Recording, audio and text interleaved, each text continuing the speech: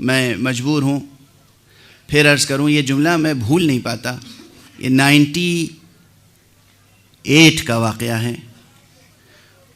اسی قم میں طالب علم تھا اور کچھ مطالب سیکھنے کے لیے حضرت عارف بزرگوار علامہ آیت اللہ حسن زادہ آمولی کی خدمت میں حاضر ہوا کرتا تھا.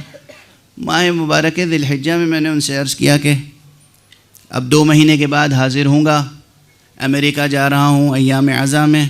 کہا بیٹھو، کیا پڑھو گے؟ اب میں کیا کہتا کیا پڑھوں گا؟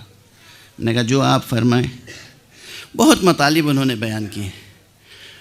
اس میں سے ایک جملہ یہ تھا کہ دیکھو ممبر سے میری طرف سے ایک پیغام ضرور پہنچا دینا کہ ولایت میں، توحید میں، عشق اہل بیت میں کوئی شخص قابل اعتبار نہیں ہو سکتا جب تک اس کے دل کی کیفیت یہ ہو کہ اگر اسے پوری کائنات بھی سونے چاندی اور جواہرات کی دے دی جائے، اس کے مقابل میں کہا جائے کہ سوئی کی نوک کے برابر بھی دل میں دشمن زہرا کے لیے گنجائش پیدا کر لے تو وہ اس آفر کو ٹھکرا دے.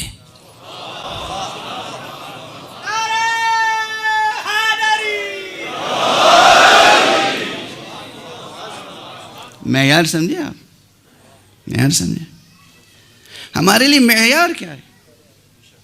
پوری